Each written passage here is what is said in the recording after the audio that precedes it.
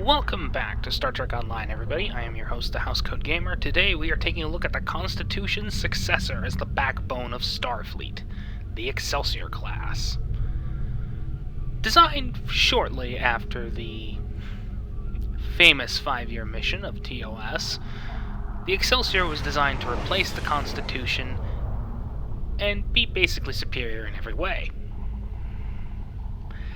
Of course, she's not as iconic. She never became a hero ship. Now, in case you're wondering, we are at my fleet's K-13 holding. It's only at Tier 2, but then again, I haven't exactly been focusing on, it. But back to the ship itself. It became the backbone of Starfleet for many, many reasons. One, it had a thicker, more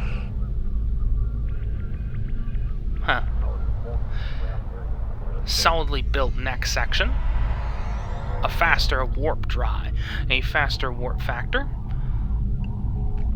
and a recessed deflector dish preventing extreme damage. Some would claim that the recessed deflector dish is in fact a post-Borg design. In fact, it originates here with the Excelsior-Class. It's not as deep, but it works. The Excelsior would later be refit, shortly after the decommissioning of the Enterprise A, into the Enterprise B refit, which included a pair of cheek chines to further protect the deflector dish, as well as make room for science facilities and all that, as well as two more impulse engines, right beside the ones that currently exist. But you're not here to listen to me ramble on about the lore of a starship that has served Starfleet for almost 140 years at this point. You're here to talk for me to review this. This is the Tier 6 version. The Tier 5 is inferior. Let's be honest, it is. The Tier 5 version only has 4 engineering consoles. Well, this one has 5, making it very, very tanky. I believe the Fleet version has a 4th engineering console, but I'm not entirely sure. I've never gotten my hands on the Fleet version. Never saw the point. The Tier 6 version of this ship is the Resolute, and is basically a unholy hybrid of the Sovereign and the Excelsior. You can see why I didn't bother showing the skins. They kinda suck. In fact, Tier 5...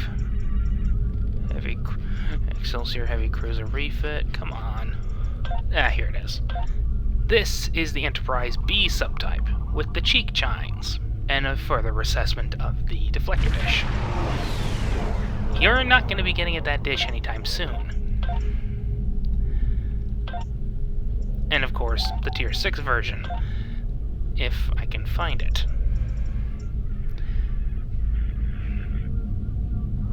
Tier 5, Tier 5, Tier 5.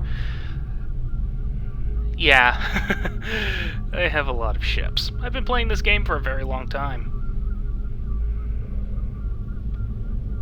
Oh, right. Because I have the ship, yeah. This is the Resolute skin. It looks horrible. And I hate it. I mean, just look at that. Everything just looks wrong. Nacelles have cancer. Yeah. This, at least, looks graceful, pretty, and is virtually impossible to take out if you have the right stuff.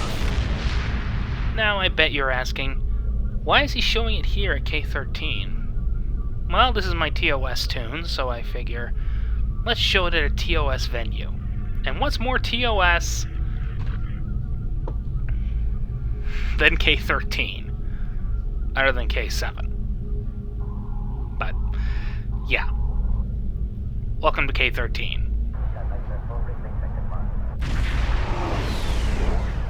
Would I recommend you get your hands on this vessel? I would recommend you get the Tier 5 version as well. At least I think. Tactical maneuvering matrix, that comes from this ship. Transwarp computer. If I remember correctly, that comes from the Tier 5. Can't be sure because, you know. Oh. It's built in. Meaning it comes from the Tier 3 version. Yeah.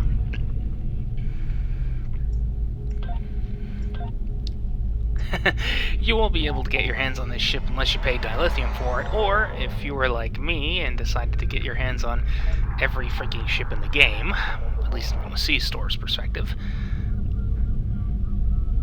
Yeah, I kind of went overboard. I have every freaking ship from tier 1 to tier 4.